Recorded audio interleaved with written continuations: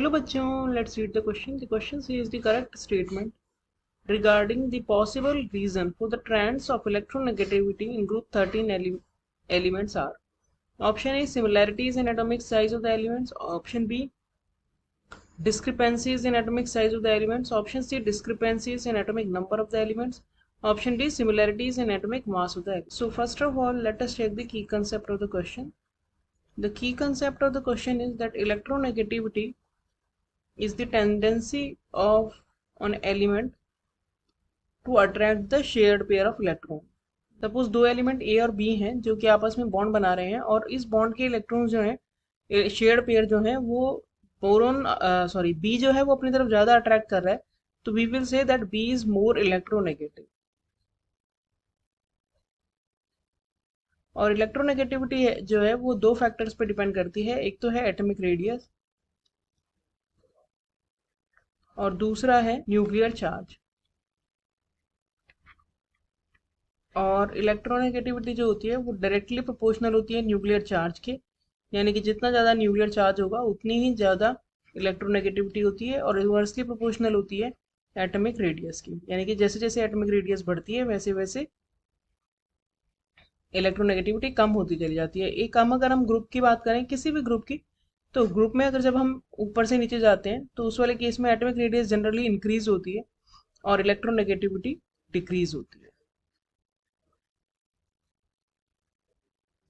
अब अगर इस क्वेश्चन का हम कंप्लीट सॉल्यूशन देखें तो जो एलिमेंट्स होते हैं ग्रुप 13 वो होते हैं boron, aluminium, gallium, indium and thallium. तो जब हम बोरोन से एल्यूमिनियम की तरफ जाते हैं तो साइज इंक्रीज होता है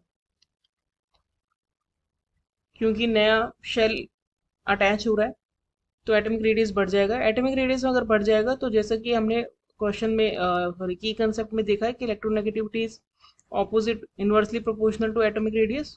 तो एटॉमिक रेडियस क्योंकि बढ़ गया इसीलिए जो इलेक्ट्रोनेगेटिविटी है कम हो जाएगी, यानी कि बोरोन की इलेक्ट्रोनेगेटिविटी एल्यूमिनियम से ज़्यादा होती है.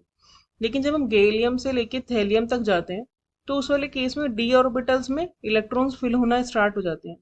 तो डी इलेक्ट्रॉन्स जो होते हैं वो हमेशा पुअर शील्डिंग करते हैं as compared to s and p electrons. क्यों? क्योंकि डी इलेक्ट्रॉन्स जो डी ऑर्बिटल्स जो होते हैं वो ज़्यादा बड़े होते हैं, साइज में डिफ्यूज होते हैं, काफ़ी दूर दूर होते हैं, तो इसीलिए उनकी शील्डिंग जो होती है वो कम होती है as compared to s and p electrons.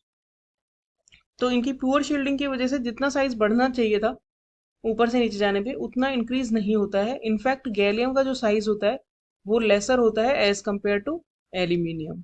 इसीलिए जब हम गैलियम से थैलियम की तरफ जाते हैं तो एटॉमिक साइज काफ़ी डिफरेंट होने की वजह से इलेक्ट्रोनेगेटिविटी जो होती है वो बजाय डिक्रीज होने के इंक्रीज होती है. तो ओवरऑल ऑर्डर जो होता है इलेक्ट्रोनेगेटिविटी का ग्रुप 13 एलिमेंट्स में वो होता है बोरोन का सबसे ज़्यादा होती है electronegativity, then thallium, then indium, then gallium और सबसे कम होती है एल्यूमिनियम की इलेक्ट्रोनेगेटिविटी.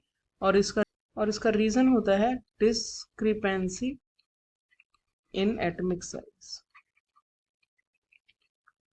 तो हमारा जो करेक्ट ऑप्शन हो गया वो हो गया option B. Hope you understood the solution well. Thank you.